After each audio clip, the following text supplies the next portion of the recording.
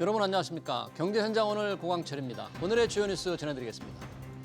삼성전자가 유럽 최대 공조기기 업체인 독일 플렉트 그룹을 인수합니다. 삼성전자는 영국계 상업펀드 트라이튼이 보유한 플렉트 지분 100%를 15억 유로, 우리 돈으로 약 2조 4천억 원에 인수하는 계약을 체결했습니다. 삼성전자의 조단위 M&A는 하만 인수 이후 8년 만입니다. 은행권의 예금금리나 추세가 이어지면서 1년 만기 은행 예금에서도 연 1%대 금리가 등장했습니다. IM뱅크의 복리 회전 예금 1년 만기 최고 금리는 연 1.78%로 떨어졌고 IBK 회전 정기 예금도 1년 만기 금리가 연 1.98%로 낮아졌습니다. 반면에 주요 은행들의 대출 금리는 여전히 연 4%대에 머물고 있습니다.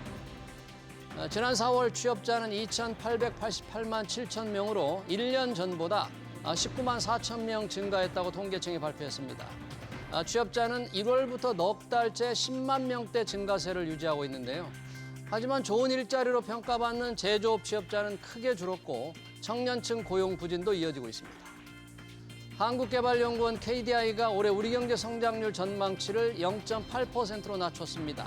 지난 2월 내놨던 전망치 1.6%의 절반 수준으로 떨어뜨린 건데요. 건설업 부진이 이어지고 미국의 관세 인상으로 수출 여건이 더욱 나빠질 것으로 봤기 때문입니다. KDI 경제 전망과 정책 제안 이어지는 집중 진단에서 자세히 살펴보겠습니다. 경제현장 오늘은 SBS BJ앱과 유튜브에서도 실시간 시청 가능합니다. SBS BJ앱을 다운받아 시청하면 더 많은 정보와 뉴스를 볼 수 있습니다.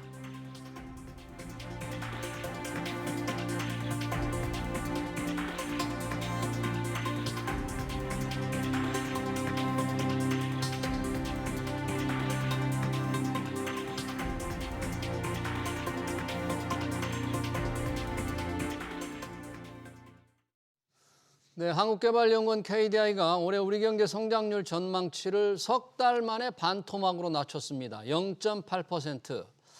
그만큼 경제 상황이 빠른 속도로 나빠진다는 거죠. KDI는 한은에 적극적인 금리 인하를 요청한 반면 재정 지출 확대는 신중해야 한다고 밝혔습니다. 주저앉은 우리 경제를 일으켜 세울 해법은 없는지 두 분과 토론해 보겠습니다. 장재철 피나클 경제연구소 대표, 김태봉 아주대학교 경제학과 교수 나오셨습니다. 어서 오십시오. 네, 반갑습니다. 자, 우리 경제 성장률 기관들이 다 낮추고는 있는데 KDI도 동참했네요. 1.6%에서 0.8%입니다. 이게 잘못 본 줄 알았어요. 0.8%. 장재철 대표님, KDI 경제 전망 하향은 어느 정도 예상이 됐을 텐데 이거 어떻게 보셨습니까? 절반 수준이던데요. 예, 지난 4월 달에 그 IMF가 우리나라 경제 성장률을 당초 2.0에서 1.0으로 내렸을 때 예측을 했었습니다. 왜냐하면 IMF가 보통 경제 전망을 할 때 한국 같은 경우에는 우리 기재부랑 또 공공기관들 다 이제 면담하고 난 다음에 자료를 사용하거든요.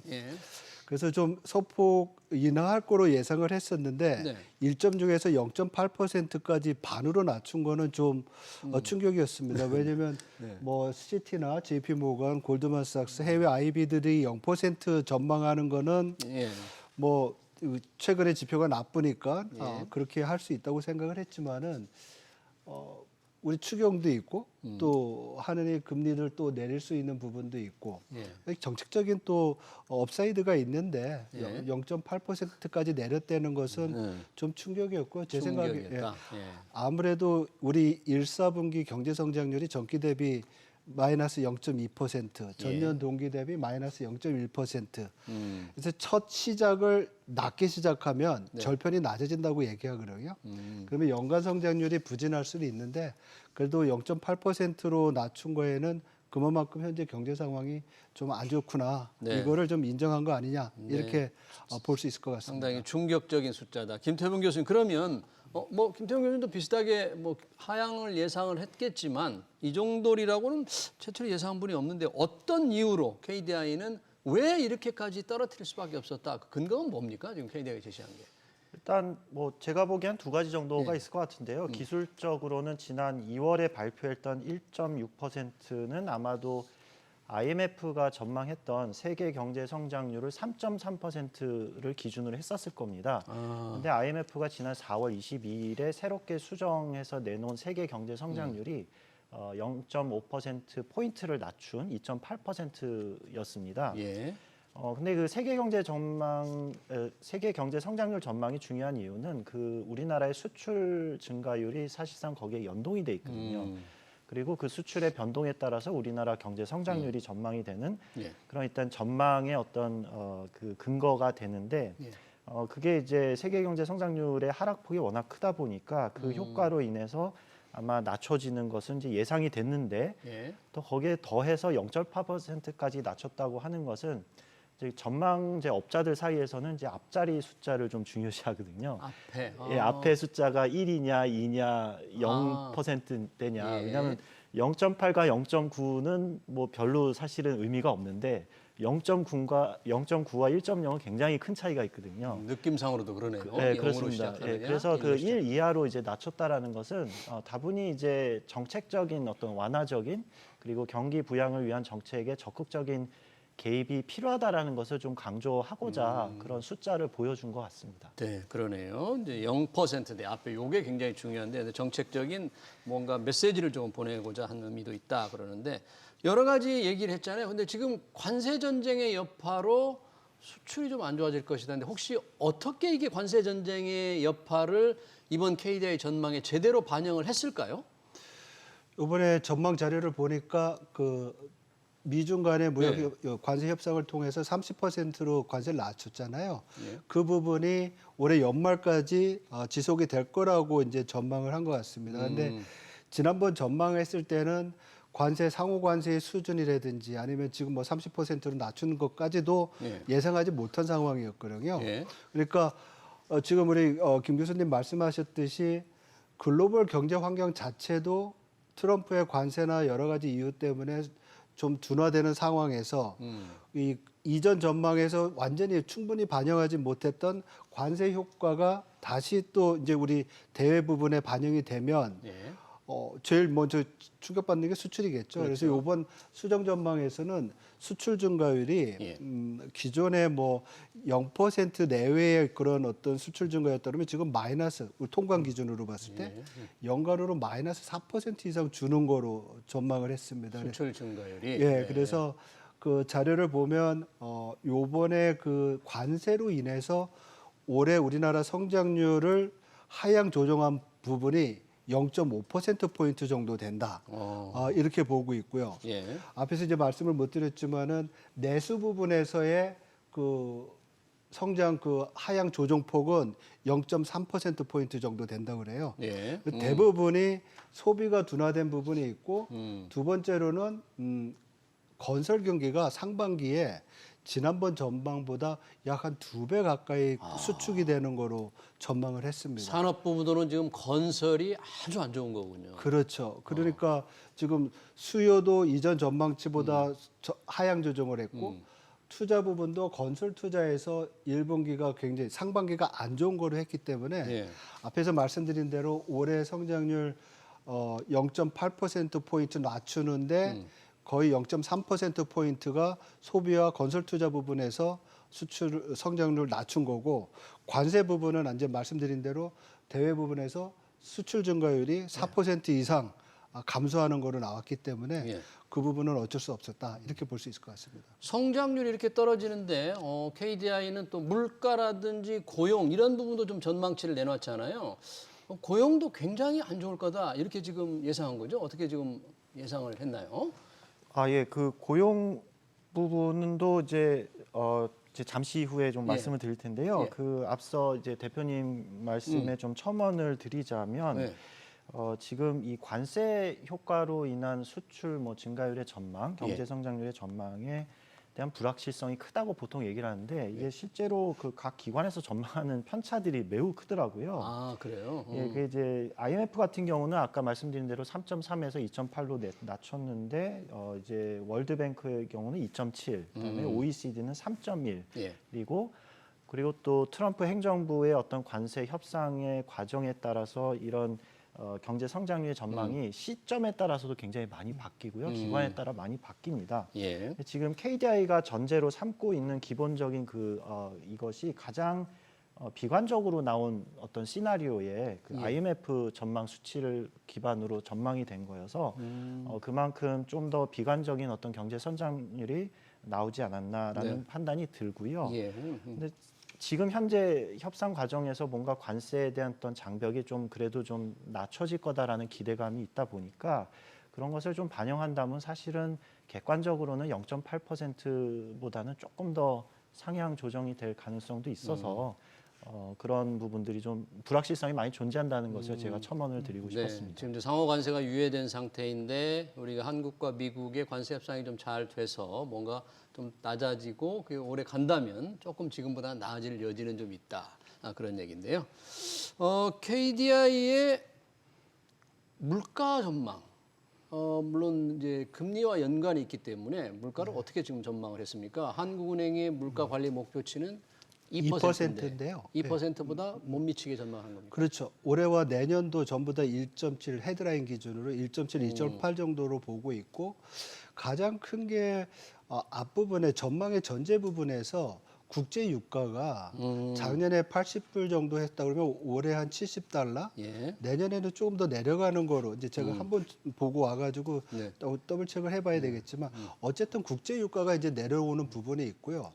두 번째로는 우리가 계속 이제 뭐 한국은행이나 기재부로부터의 확장적인 예. 그 돈을 더 많이 쓰거나 금리를 내리라고 얘기한 이유 중에 제일 큰 것이 뭐냐면 2023년부터인가요? 우리나라의 경제 성장률이 평균치가 우리 잠재 성장률이라고 얘기하는 뭐 2% 아니면 1.9%를 하회하는 수준이에요. 그만큼 경제 액티비티 자체, 활동 자체가 위축돼 있기 때문에 뭐 관세다 뭐 여러 가지 이슈는 있지만은 네. 물가의 하락 요인이 존재하는 거죠. 그러네요. 그래서 물가가 지금 여러 관세 우려가 있음에도 불구하고 2%를 하회하고 있다는 점이 이번 전망에서 좀 물가에서는 특징이라고 볼 수 있습니다. 그러네요. 지금 KDI 경제 전망도 있지만 한국은행도 이달 29일 금통위에서 이제 기준금리를 조정할지 낮출지 안 할지 결정을 하면서 경제 전망치를 발표할 텐데 올해 한국은행의 전망치는 지금 현재는 1.5%잖아요. 한국은행도 이렇게 KDI처럼 많이 낮출 거로 보십니까, 교수님께서 혹시? 근데 이제 금리 아마 한국은행 입장은 사실 KDI에서 주문하는 것보다는 금리 인하에 대한 속도 조절을 조금 더 감안을 하고 싶어 할 겁니다. 그런 차원에서 보면은 KDI가 보는 비관적인 어떤 경제 성장률보다는 소폭 이제 조금 높을 수는 있지 않을까라는 이제 생각은 들고요. 실제로도 뭐 그런 시나리오도 이제 가능하다고 볼 수는 있을 것 같습니다. 그래요. 한국은행 이렇게 성장 전망치를 절반으로 낮추면서 이제 정책 제언을 했습니다. 통화 정책이 있고 재정 정책이 있는데 조금 다르게 주문을 한 것 같습니다. 한국은행이 정확하게 주문한 건 어떤 내용입니까? 어떻게 하라는 겁니까? KDI는? 통화 정책의 기조 자체를 좀 더 완화적으로 가져가려는 얘기는 지금보다는 금리를 기준금리를 더 내려야 되지 않겠느냐 더 이런 내려라. 주문을 한 것 같고요. 예. 지금 앵커께서도 말씀하셨지만은 성장률은 둔화하고 있고 또 하향 조정을 했고 물가 압력은 한국은행이 목표로 하고 있는 2%를 하회하고 있으니까 뭐 KDI가 만약에 정책 지원을 한다고 하면 뭐 행정부 쪽의 연구소잖아요. 예. 그러니까 통화 정책의 여지가 많으니까 금리를 좀 더 적극적으로 내리면 어떻겠느냐라는 주문인 것 같습니다. 왜냐하면 재정 정책 면에서는 올해 우리나라의 재정 적자를 GDP의 3.3%, 3.3%면은 지금 18.3조 추경을 반영한 숫자거든요. 예. 그 이전이 GDP의 2.8%였으니까. 그러니까 추경을 반영한 경제 성장률이 0.8%고 여기서 더 추경을 하게 되면 재정 건전성 이슈가 있을 것이다. 왜냐하면 고령화나 뭐 여러 가지 이슈 때문에 나중에 돈 쓸 일이 많으니까. 그런 면을 고민한다고 그러면 재정 정책은 이제 할 만큼 했으니까 통화 정책을 해라 이런 얘기 같은데 그래요? 저는 김 교수님 의견에 동의를 합니다. 왜냐하면 우리가 통화 정책을 쓸 때 통화 정책의 그 부작용이 있을 수 있잖아요. 예. 만약에 적극적으로 금리를 지금 내린다면 뭐 내린다고 하면 제일 걱정되는 게 뭐 가계부채, 부동산 이슈가 있을 것이고요. 가계빚. 예, 금융 불안 이슈가 생길 수가 있고 지난달에 금리를 안 내렸던 이유 중에 하나가 외환시장 변동성에 대한 이슈였잖아요. 예, 환율. 예. 근데 금리를 25bp 뭐 50bp 내린다고 그래가지고 외환 시장이 기저적으로 변할 것 같지는 않거든요. 왜냐하면 워낙 다른 변수들이 많이 작용하기 때문에 어쨌든 간에 그 외환 시장이라든지 아니면 국내 가계부채 이슈들을 고려한다고 하면 한국은행 입장에서도 아주 적극적으로 금리를 내리기에는 좀 어렵지 않나 이렇게 생각을 합니다. 그래요. 네. 그러면 이번 KDI의 통화 정책 여지가 있으니까 좀 적극적인 금리 인하를 요구한 반면 한국은행 그러지 않을 가능성이 있다 그러면 앞으로 좀 이 정책 금리 인하를 두고 KDI 한은이 좀 뭐라 그럴까 갈등 부딪힌다 충돌 이런 좀 여지가 좀 있어 보입니다. 어떻게 보세요, KDI죠? 물론 뭐 남의 싸움 구경하는 게 가장 재밌는 일이긴 한데요. 네. 그렇습니다. 이제 한국은행 입장에서 생각해 보면 지금 금리 수준이라는 게 그렇게 여력이 많을까라고 이제 물어보면 사실 없을 수도 있습니다. 한국은행으로서는 예, 앞서 대표님께서 말씀하신 거에 거의 저희 동일한 내용이긴 한데요. 이제 코로나 이후에 이제 굉장히 완화적인 스탠스에서 이제 다시 긴축 모드로 이제 전환했던 인상기 시점에서 보면 그게 한 21년, 22년 금방인데 그때 당시만 해도 환율이 1,100원대였습니다. 잘 기억을 하실지 모르겠지만 근데 그 인상의 속도가 금리 인상의 속도가 우리나라 한국은행보다 미국의 연준이 훨씬 빨랐거든요. 그러면서 금리 역전 현상이라는 게 발생을 했고요. 통상적으로 이제 우리나라 금리가 미국 금리보다는 조금 높은 게 장기적으로 이제 정상인데 물론 단기적으로 역전 현상이 일어난 거는 뭐 상관은 없습니다. 근데 그렇게 역전이 되고 나서 지금까지도 계속 역전이 되어 있는 상태입니다. 그 누중된 효과가 사실 알게 모르게 환율에 영향을 미친 거거든요. 그게 1,100원대였던 환율이 지금 현재 1,400원을 왔다 갔다 하는 수준이 단순히 지난 뭐 우리나라 대내적인 어떤 정치 불안이라든지 이런 거는 단기적으로 뭐 1,400원에서 1,450원 뭐 이렇게 될 수는 있지만 1,100원대에서 1,400원까지 간 거는 순전히 그 기준금리의 어떤 기준금리 차이가 있고요. 네. 그런 것을 감안해 본다면 앞으로 우리한테 남은 저는 이제 남아 있는 총알이라고 표현을 하는데요. 금리 인하 총알의 개수죠. 그런 총알의 개수가 미국보다는 여력이 훨씬 적은 거고요. 그리고 자칫 잘못하면은 어떤 자본 유출이라든지 환율의 불안함을 충분히 야기할 수 있는 상태이기 때문에 이런 불확실성 하에 여러 대외 여건이 있는 하에서 금리를 쉽게 인하를 못하는 측면도 있습니다. 뭐 그럼에도 불구하고 이제 경기 침체가 워낙 급속하게 이루어지고 있기 때문에 인하 기조로 갈 것은 맞는데 그 속도에 대한 이제 얘기와 그 논쟁이 있을 것으로 이제 사료가 됩니다. 네, KDI는 좀 더 적극적으로 한국은행의 금리 인하를 지금 요구를 했고요. 한국은행은 이제 외환 시장을 감안할 때 전문가들이 보시기에 우리 김 교수처럼 외환 시장의 원달러 환율 원화 가치가 더 떨어지는 그래서 달러당 1,400원대가 고착될 수 있기 때문에 한국은행 쉽사리 금리 인하를 하기 어렵지 않겠나 속도가 빠르기 어렵다는 이런 진단을 해주셨는데 재정 정책에 관해서는 지금 국회가 지난번에 13조 8천억 원 필수 추경을 통과시켜서 지금 이제 집행을 앞두고 있잖아요. 네. 그런데 당시 정치권에서 특히 민주당에서 규모가 너무 적다.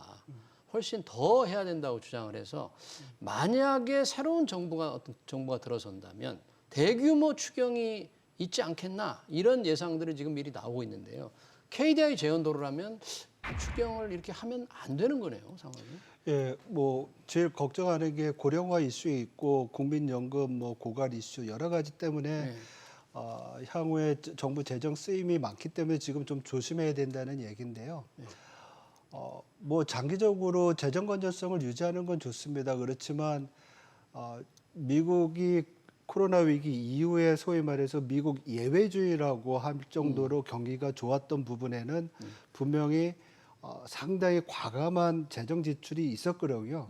근데 미국도 재정 건전성 이슈를 완전히 도외시하지는 않고 있어요. 그래서 지금 뭐 감세법을 하면서도 계속 어떤 식으로 효율적으로 재정을 써야 될지 뭐 우리가 그 정부 효율부 앨런 머스크가 나온 이유가 그거였거든요. 네.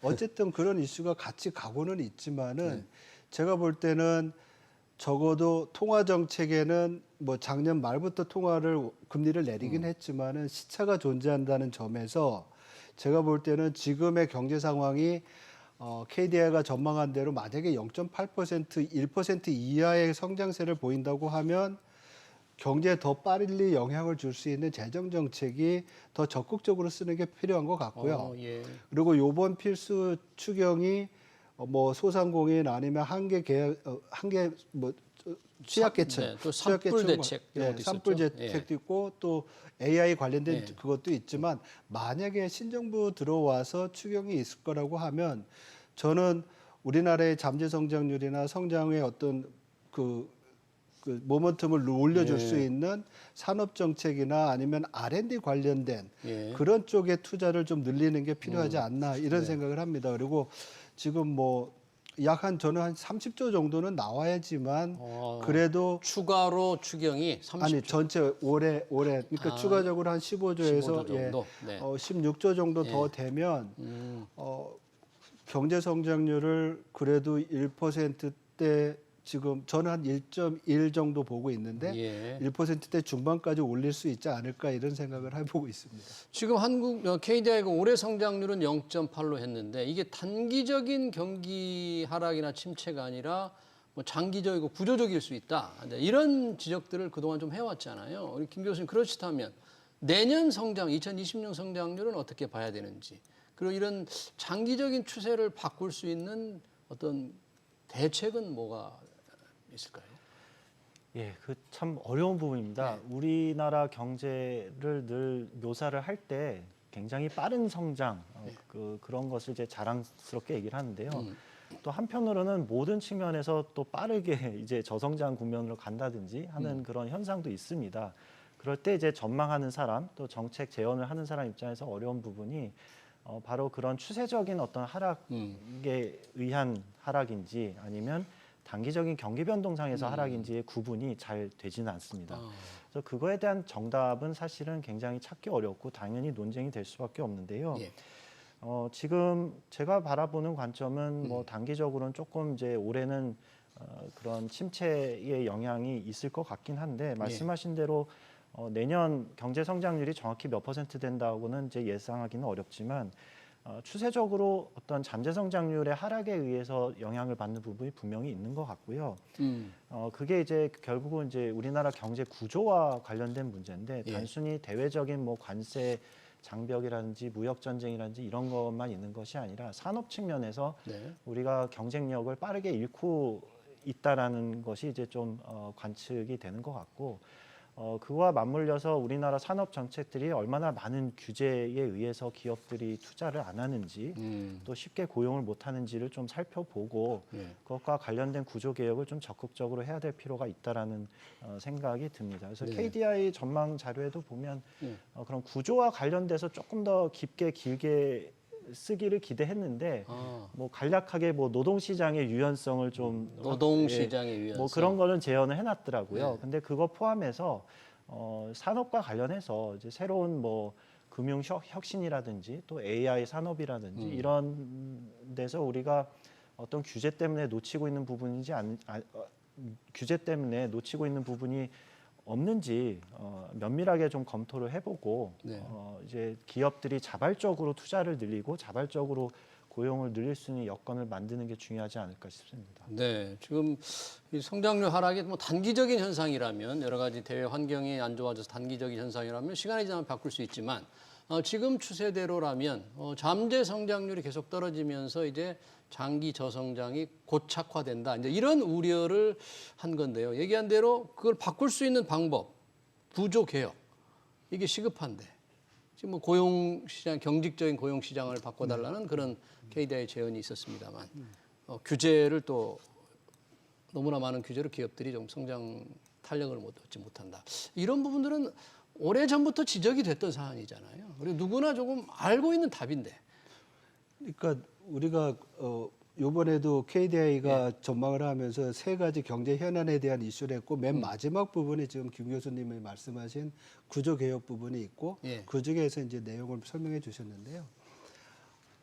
저는 이 구조 개혁이라는 이슈가 지금 우리 앵커께서 말씀하신 대로 어제 오늘 얘기가 아니잖아요. 그 언제부터 시작했냐면 우리 IMF 되고 난 다음부터 그 전에는 산업 정책이 굉장히 강했었잖아요. 네. 그 다음부터는 그 망가진 산업 구조를 고쳐야 된다고 해가지고 계속 얘기했는데 네.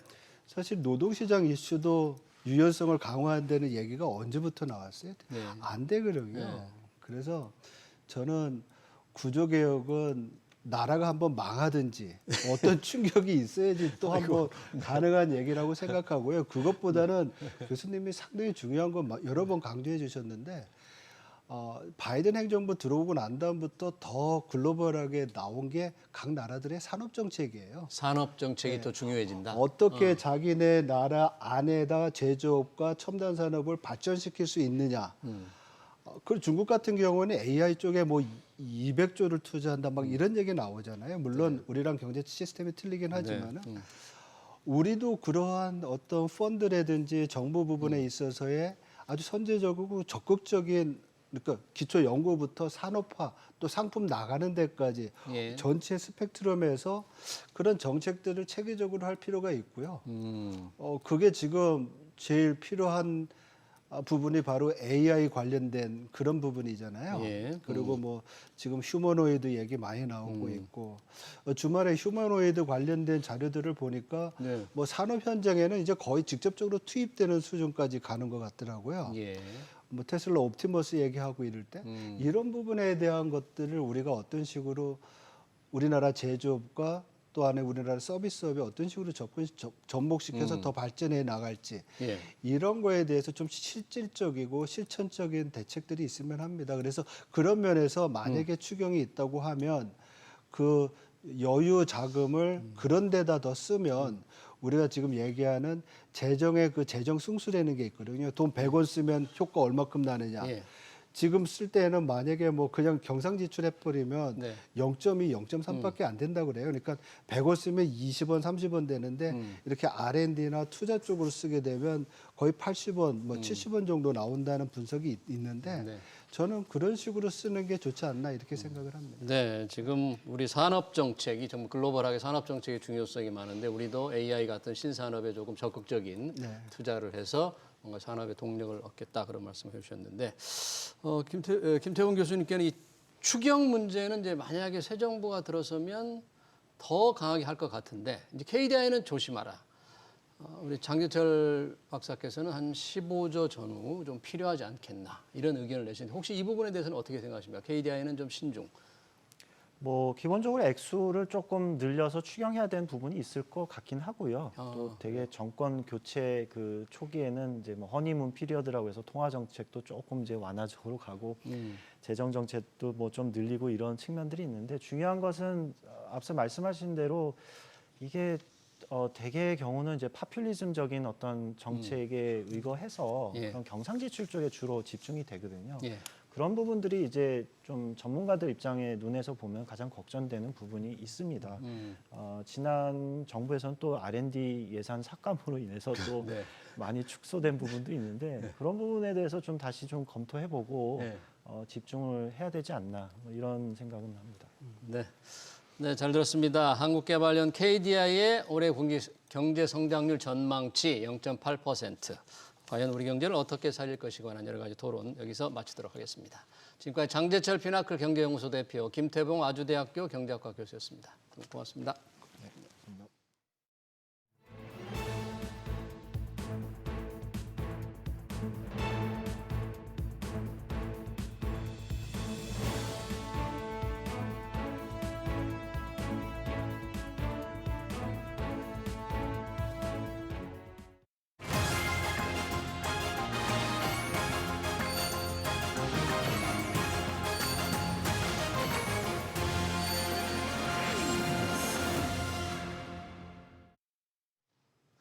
네, 정치인들이 경제를 건전하고 정상적으로 운영할 수 있는 정책만 내놓으면 얼마나 좋겠습니까?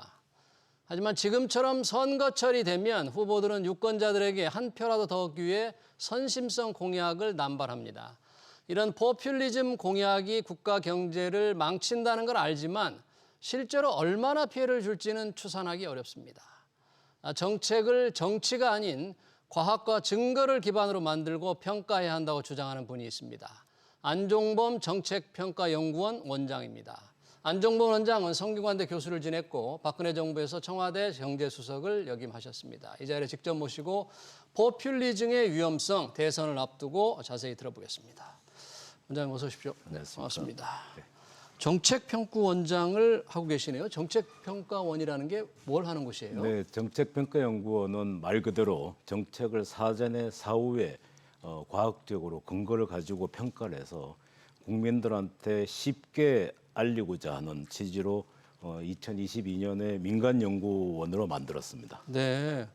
그러면 이걸 국민들에게 알리는 여러 가지 어떤 수단, 방법, 뭐라고 합니까? 행사 이런 것들이 좀 있습니까? 어떤 것들이? 예, 기본적으로는 저희들이 비상근 연구위원들이 정책의 관여를 평생 해오신 분들이 50분 계십니다. 그래서 예. 그분들이 평상시에 정책에 관련된 사전 사후 평가 의뢰가 들어오는 것을 하고 그 결과를 저희들이 계속 국민들한테 최대한 쉽게 풀어서 이제 설명을 하고자 노력을 하고 있고 그 과정 중에 하나로 저희들이 영문 명칭이 페리입니다. Policy Evaluation Research Institute인데 페리에 물어보라는 말로 Ask 페리라고 해서 플랫폼을 만들었습니다. 예. 그 플랫폼에는 국회, 정부, 공공기관 모든 DB를 다 모아서 검색을 자유롭게 하고 또 문답도 할 수 있도록 했습니다. 그래서 모든 정책과 관련된 국민들이나 기업이나 모든 경제 주체들이 들어와서 여러 어려운 정책을 쉽게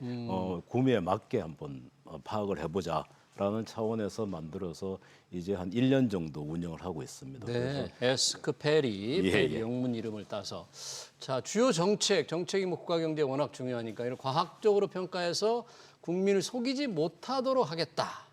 근데 대선이 이제 뭐 예, 예. 20일밖에 안 남았는데 우리 후보들 어제 10대 공약도 다 내놓았더라고요. 예. 그 후보들의 공약도 이렇게 좀 정확히 평가하셨어요?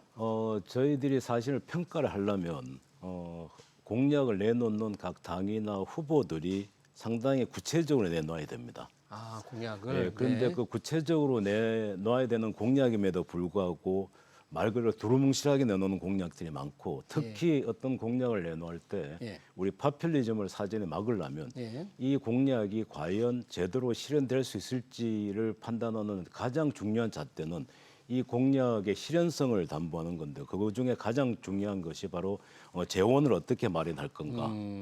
그 전에 또 필요한 게 이 공약을 위해서는 얼마나 돈이 들 건가 하는 것을 정확하게 돈이 얼마나 들 건지를 추계를 하고 예. 그걸 근거로 이 돈을 어떻게 마련할 건가라는 걸 내놓아야 됩니다. 그런데 예. 지금 공약을 보시면 네. 대부분의 공약이 얼마 들지는 잘 모르겠다.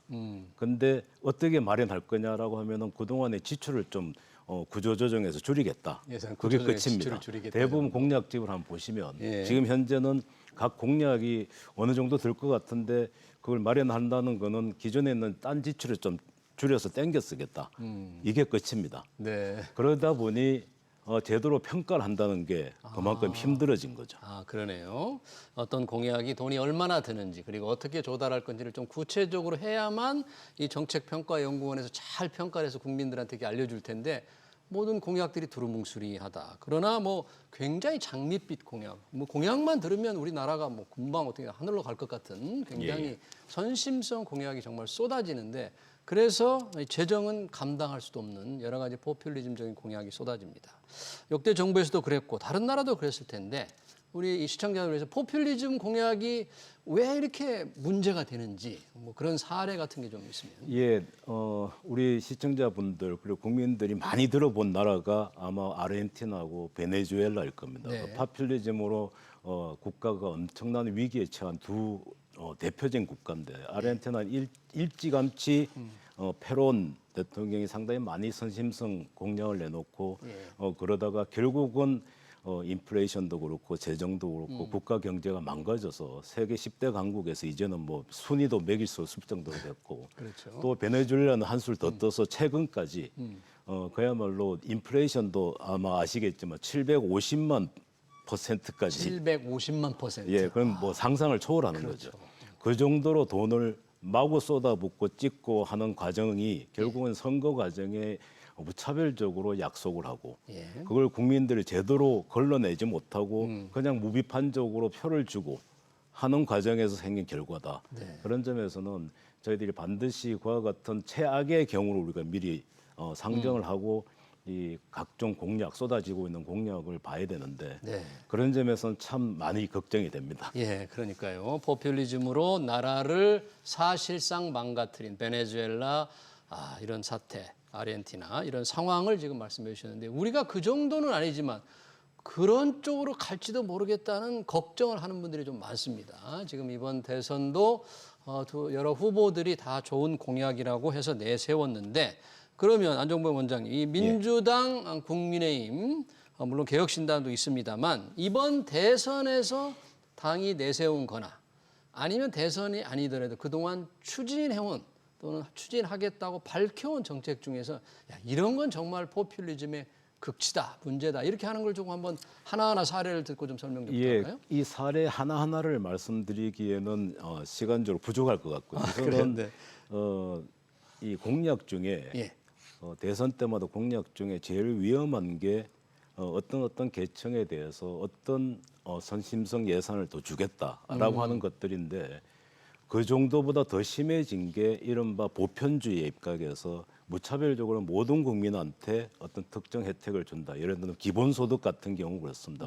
분명히 철학적인 근거는 있을 겁니다. 그렇지만 기본소득. 네. 그 기본소득의 근거라는 거는 기존의 복지 혜택이 상당히 비효율적이기 때문에 네. 그런 것들을 다 구조조정하거나 없애서 기본소득을 통해서 전부 다 통폐합하자. 기본소득과 같은 것으로 예. 준다거나 예. 또 특정 계층에게 뭔가 이 선물을 준다는 이런 것들이 위험하다 그런 얘기네요. 예, 그렇죠. 네. 그런데 그 위험한 이유가 그 한 해로 끝나는 게 아니고 매년 지속이 된다는 겁니다. 매년 한 번 시작이 된 거면 예. 되돌릴 수가 없기 때문에 매년 계속된다고 했을 때 그 재정 소유라는 거는 엄청날 수가 있고 아르헨티나나 베네수엘라가 그 과정을 거쳐왔다는 겁니다. 그래서 다른 수없이 많은 선심성 공약도 경계해야 되지만 무차별적으로 주는 어떤 선심성 현금성 복지에 해당하는 현금성 복지.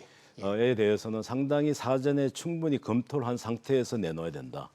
그리고 이게 어떻게 얼마나 재원이 소요되고 예. 또 이것이 어떻게 조달되는 게 가장 합리적인지에 대한 검토 없이 그냥 던져놓고 나중에 성공하고 난 뒤에 실제로 그게 이루어졌을 때는 아무도 감당할 수 없는 상황이 생긴다는 거죠. 네.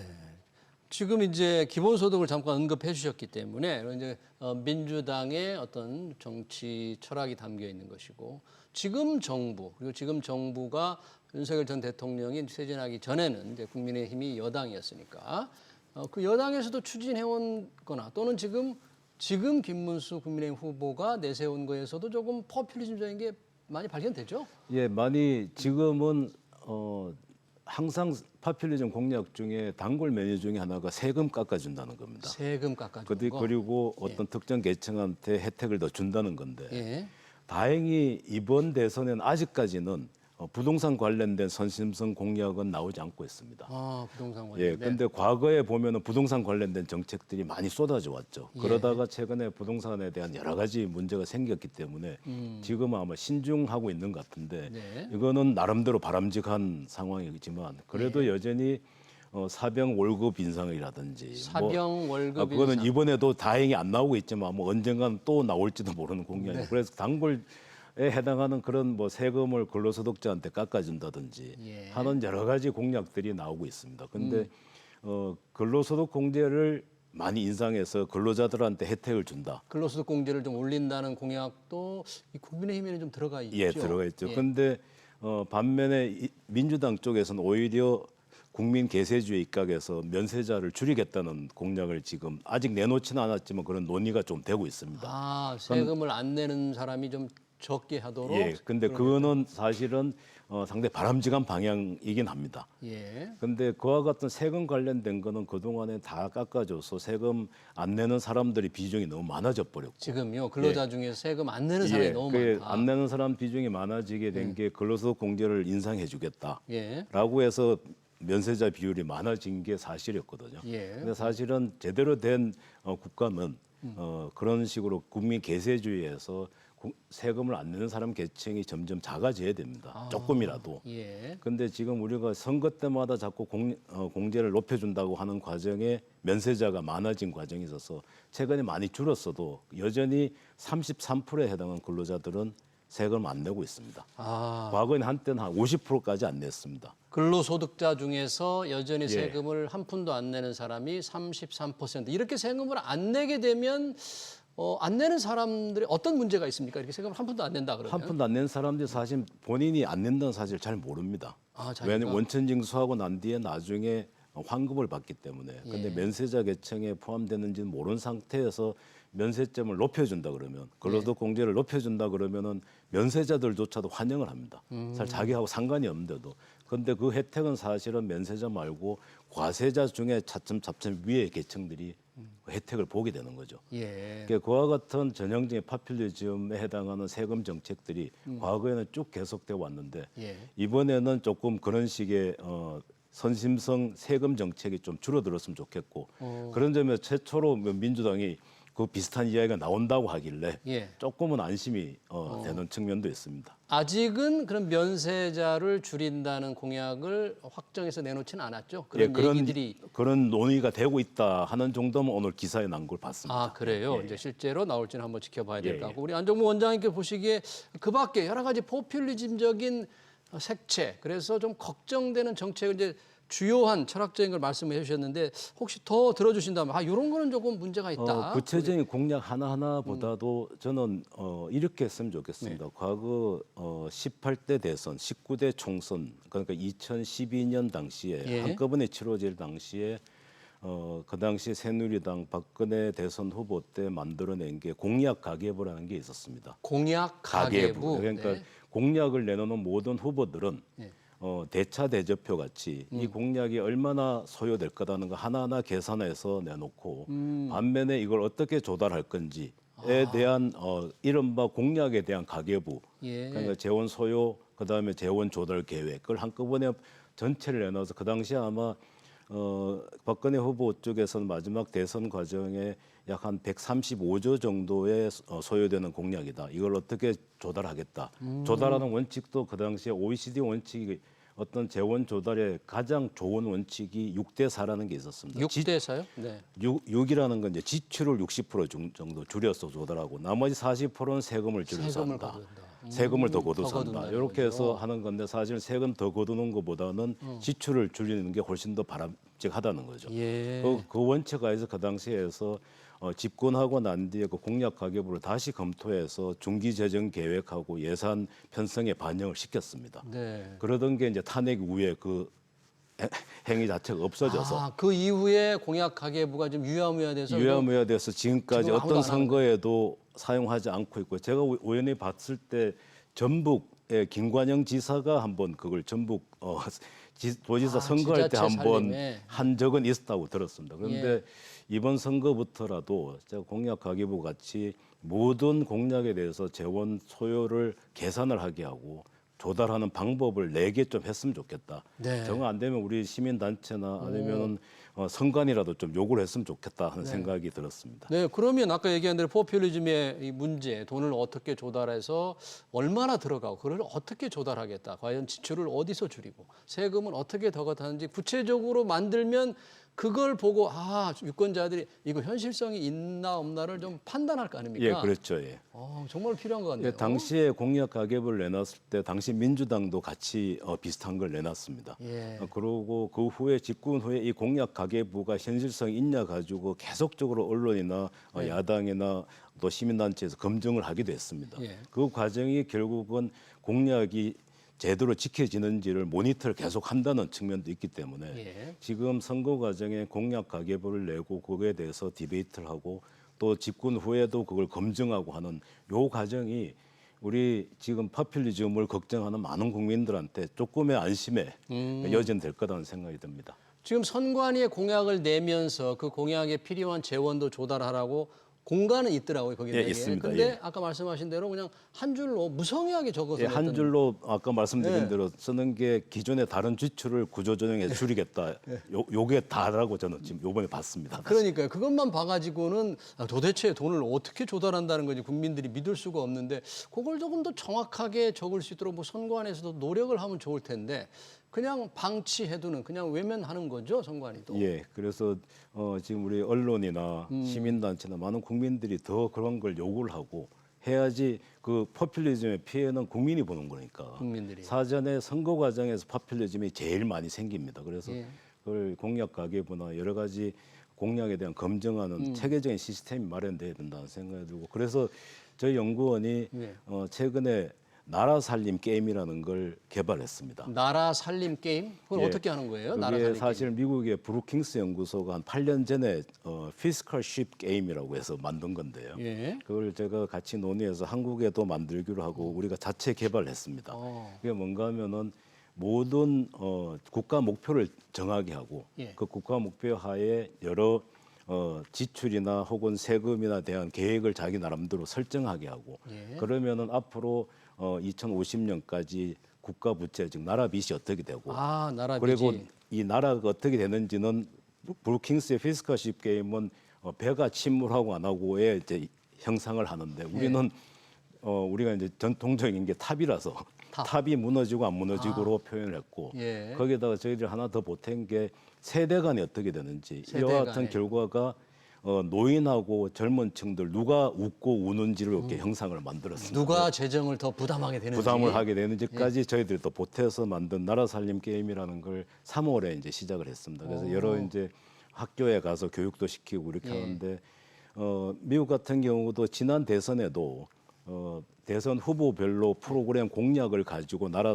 그 피스컬십 게임에 한 프로그램을 올려서 게임 하도록도 했습니다. 아, 그래요? 예, 그래서 우리도 이제 저희 연구원도 이번 세 후보의 공약을 가지고 그런 게임으로 한번 만들어서 할 예정이 있습니다. 그래요. 그러면 누구의 탑이 민주당이 탑인지 국민의힘의 탑인지 개혁신당의 탑이 무너지는지 아니면 아니요, 그 탑이라는 거는 그 사람들의 탑이 아니고 우리나라 국민의 우리나라 탑인데 그러니까 그 사람들의 공약대로 할 때 경우 하면은 우리나라의 탑이 우리나라가 어떻게 되는지. 탑이 어떻게 되는지 무너지지 않고 똑바로 서서 예, 예. 더 올라가야 되는데 그리고 어른 아이 세대 누가 웃고 웃는지를 보일 수가 좀 있는. 빨리 해서 보여줘야 예, 국민들이 지금 판단하는 준비는 다 됐으니까 공약이 최종적으로 나와야지 그걸 하는데 또 재원 조달 계획 소요 이런 게 나와야지 그걸 수치화할 수 있는데 그게 없으니까 지금 어떻게 해야 될지 문의를 할 계획에 있습니다. 각 당은 빨리 정확하게 공약과 재원 조달을 내서 이 정책평가연구원에서 만드는 나라 살림 게임에서 우리 국민들이 우리나라가 어떻게 될지 알 수 있도록 좀 협조를 하시기 바랍니다. 포퓰리즘의 위험성을 경고하고 나온 정책평가연구원 안종범 원장이었습니다. 원장님 네, 고맙습니다. 감사합니다.